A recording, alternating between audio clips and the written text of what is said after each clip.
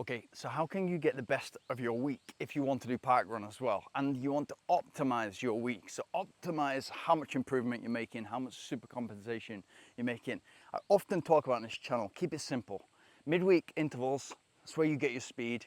Weekend long run. Sunday, that's where you get your endurance, build your stamina. But what about if you want to do that park run on a Saturday? It's fantastic if you do, because it's such a brilliant initiative.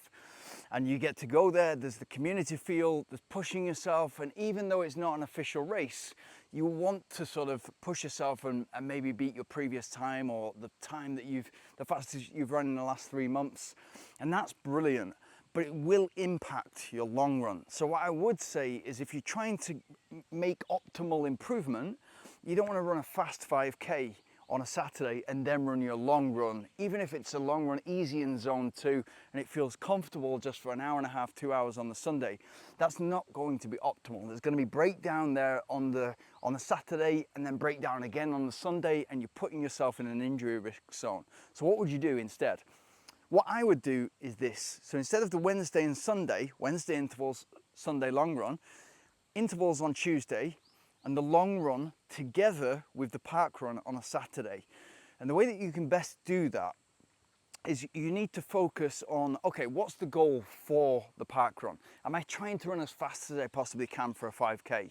If that's the case, then you probably want to leave that for another week where you can totally focus on running fast for the 5K and not do a long run that week, or bring your long run down and make it a sort of easy sort of 12 to 16K, no more. If you want to be disciplined and use that 5K park run as part of your long run, we know like most of the time it's a set time. It's exactly 9 a.m. on a Saturday morning. So what you can do is build something into your long run, like say for instance you get up to 25K, you can then 5K at marathon pace and 20% slower, something related to marathon pace. Then you can do 3 times 5K. And you can use that park run, if you time it right, you can use the park run as either the first, the second or the third 5K. Ideally, the middle 5K, where you run 5K at a certain effort, maybe that's marathon pace. Then you do your center, your middle 5K, the park run at marathon pace, maybe plus 10%, so 10% faster.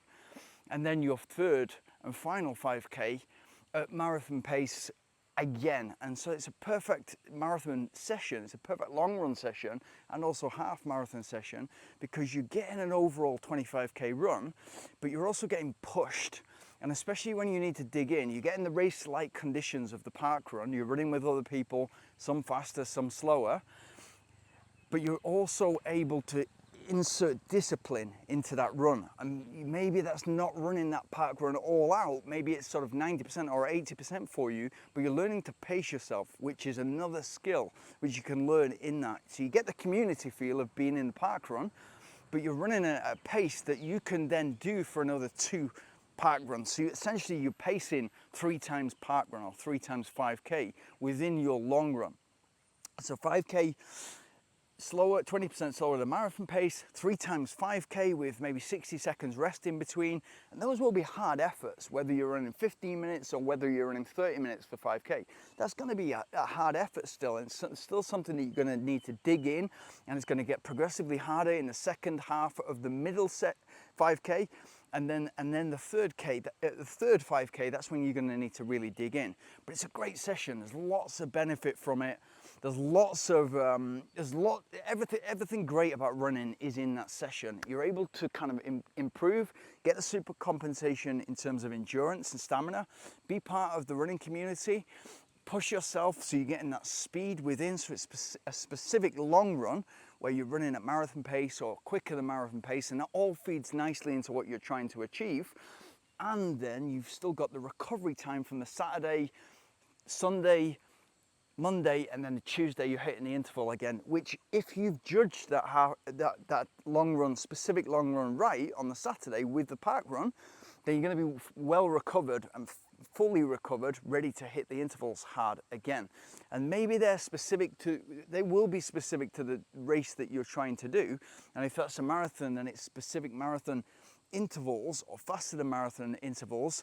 And that leads nicely on to not just the the long run on the Saturday, but also the park runs as well.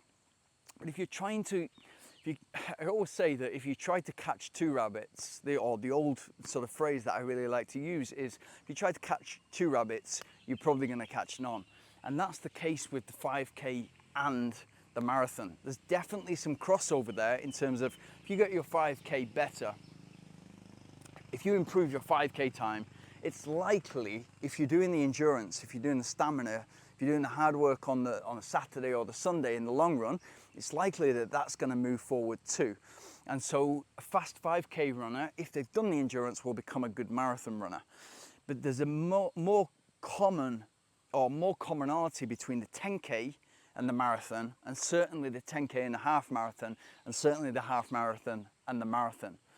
So the 5K and the marathon are two different energy systems, but will feed into each other nicely. You just need to, if you're fully focused on the 5K and running a fast 5K time, you need to realize that if you do have a marathon, let's say September or October this year, you need to realize, okay, if I'm just training for 5K and my maximum long run is up to an hour and 15, an hour and 30, what are the gaps that I need to fill? What are the weaknesses that I have right now that I need to fill in the next 3 to 4 months to get ready to run a quick marathon in the fall or in the autumn?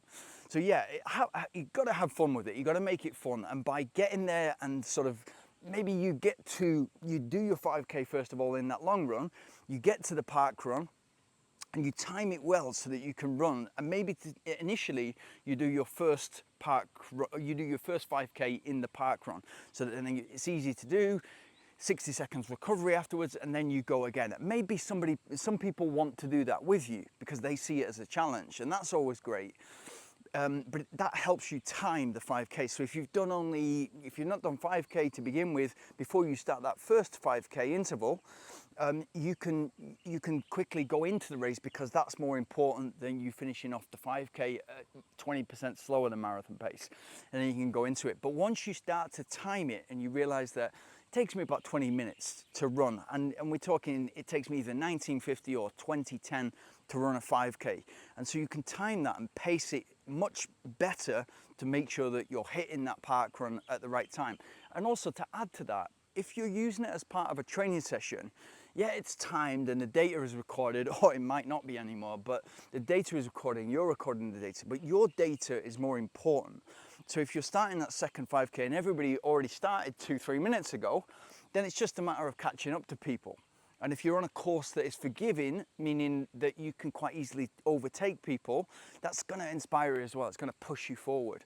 But yeah, enjoy it. And so that's how I would make, just to wrap up and summarize, that's how I would make my weekend park run, long run, a specific long run, but also make it in a way that I can get the best out of my body. Don't do it on Sunday, because you're basically breaking the body down, you're breaking the legs down on a Saturday fast park run, and then you're breaking them down on a Sunday. Do it all on the Saturday and make that your long run, and that means that your weekday intervals on the Wednesday, they come back to Tuesday, and everything feeds in nicely.